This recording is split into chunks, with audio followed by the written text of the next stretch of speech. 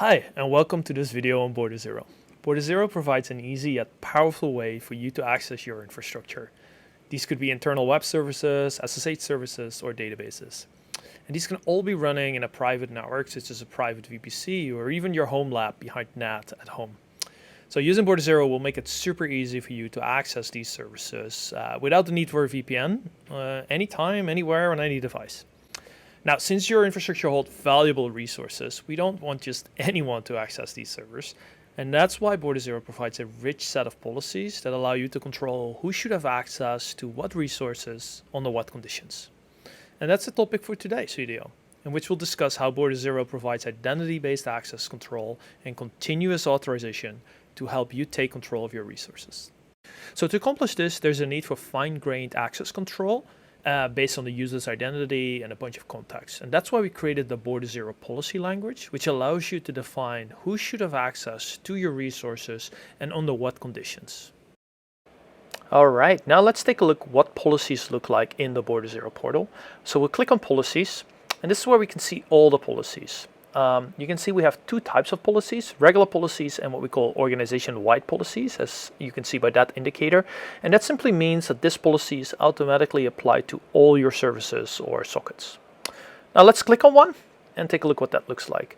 So policy is divided in two sections. One is called actions, allowed access to, as you can see here, databases, SSH, HTTP, and TLS. So that's what I have access to should the policy pass, under the following conditions. And there's a bunch of this, conditions that we'll take a look at here.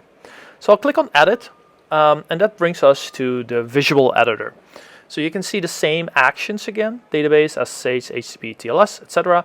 And then you'll have the conditions. And the conditions, they have three sections. I call them the three W's: who, where, and when.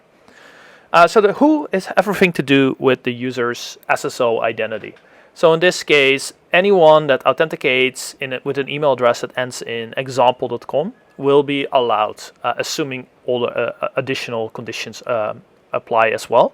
So you can add additional domains, or you can add additional email addresses.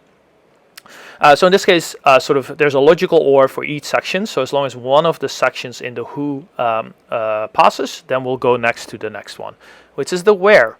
And so this is everything to do where the user is coming from. So we can set IP addresses, IPv4, IPv6 ranges. You can add additional ranges, or we can do it by country, right? So IP addresses can be geolocated to countries. So in this case, we can add a bunch of countries, or specifically disallow a country.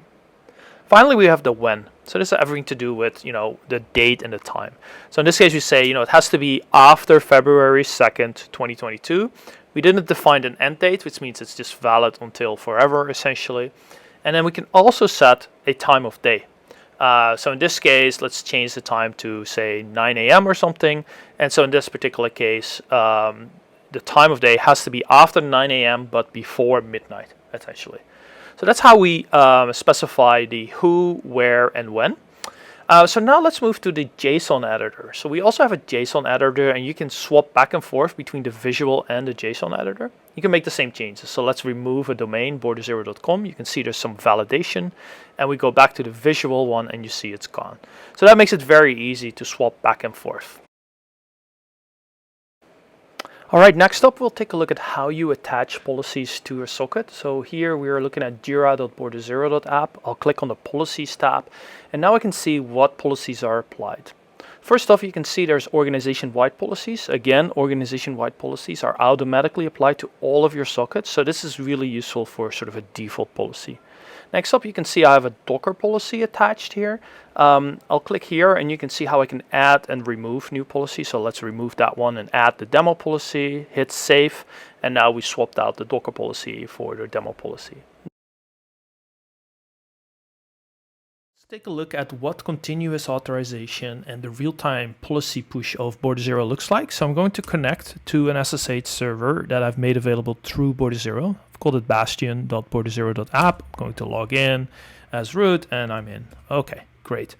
So now I can take a look at the session log for this service, and I'll click here at authorization results, and it should show me exactly why I was allowed in. And I can see it was allowed in by the policy called demo org default policy and a list of reasons why I was left in. For example, Andre at border0.com was allowed in, the country, the time window, etc. All of that aligned. Now let's take a look what happens when I change that policy. So we're going to add here, we're going to the policy, and I'm going to remove, let's edit it. I'm going to remove the border0.com domain. Like you can see, this is why I was allowed in. These email addresses did not match. It was Andre at border0.com. So I'm going to remove this. I'm going to save it, and I'm going to immediately switch back to the terminal because I want to show you how fast I was kicked out. So you can see I was immediately kicked out almost as soon as this page loaded. And this is what the real-time nature of the Border0 policy engine looks like, and the continuous authorization, showing you that not just when the session was set up, you were allowed in and it was okay for the rest of the session. No, we continuously check if you're still allowed in. Now, what happens if I try to connect again? For example, let's try that, and we'll see that it won't work.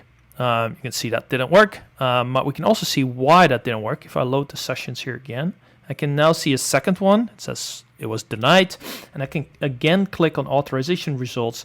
And it says actually it was failed by this policy because the email address andre@border0.com did not match the policy. Right?